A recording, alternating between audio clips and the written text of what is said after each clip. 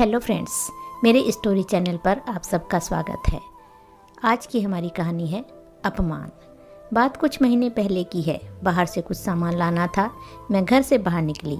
बाजार जा ही रही थी कि याद आया कि विशाल भाई साहब का घर रास्ते में तो है ही, पहले थोड़ी देर उनके घर भी चली जाती हूँ। बस मन में विचार आया और मैं पहुँच गई उनके घर। दरवाज़ा खटखटाना शुरू ही किया था कि भाई साहब ने दरवाज़ा खोल दिया।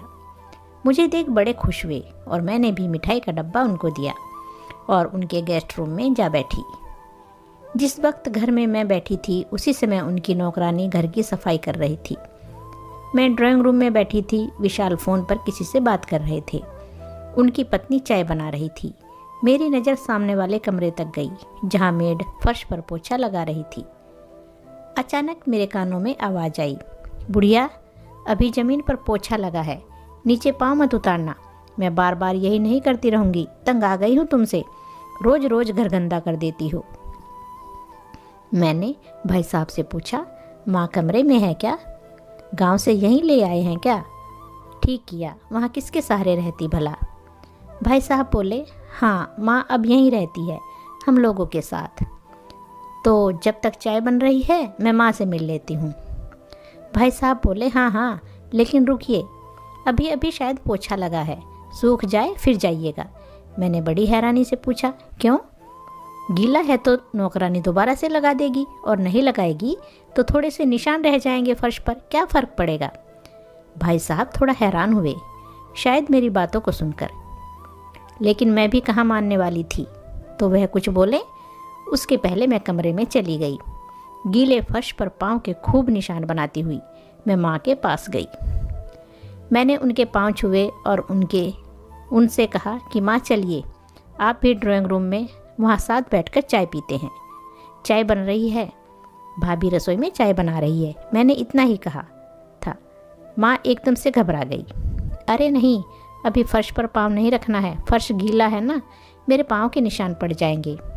वाह, फिर तो मैं उनकी तस्वीर उतार कर बड़ा करवा कर फ्रेम में लगाऊंगी। आप चलिए तो सही।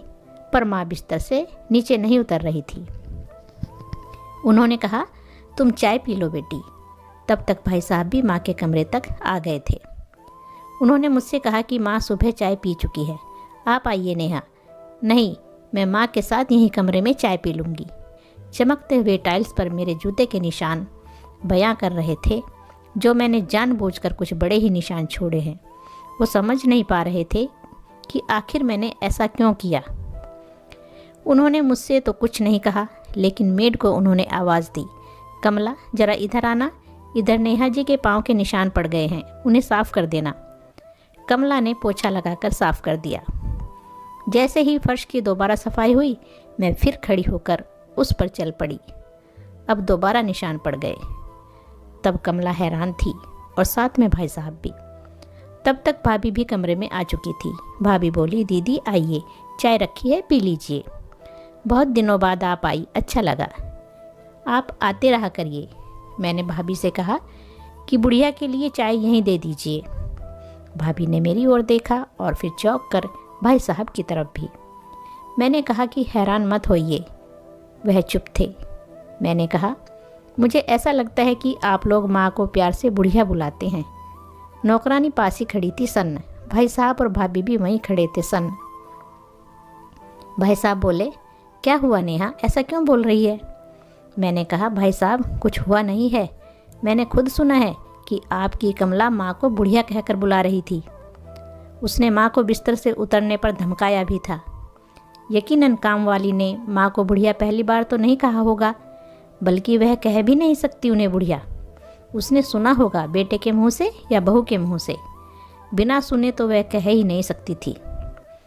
जाहिर है आप लोग प्यार से माँ को इसी नाम से बुलाते होंगे, तभी तो उसने भी कहा। सच कह रही हूँ ना भाई साहब? पल भर के लिए धरती हिलने लगी थी। गीले फर्श पर हजारों निशान उभर आए थे। भाई साहब भाभी को डांटने लगे, बोले, तुमने कहा होगा। उनका छोटा बच्चा भी वहीं खेल रहा था। बुढ़िया रो रही थी। भाभी की आंखें झुकी हुई थी। कमला चुप थी। नेहा, गलती हो गई, अब नहीं होगा ऐसा। बहुत बड़ी भूल थी मेरी। मैं चल पड़ी बिना चाय पिए, सिर्फ इतना कहकर की आंखें पोंछनी चाहिए। उस फर्श को तो चूम लेना चाहिए जहाँ माँ के पाँव के निशान पड़े हों। जिस घर में माँ का अपमान हो वहाँ ईश्वर का अपमान होता है। भाई साहब, आप तो सगे बेटे हैं, पैदा किया है उन्होंने आपको, कैसे बर्दाश्त कर लेते हैं आपकी माँ को कोई बुढ़िया बुलाए। तो दोस्तों, कैसी लगी ये कहानी? अच्छी लगी है तो लाइक और शेयर ज़रूर कीजिए। धन्यवाद।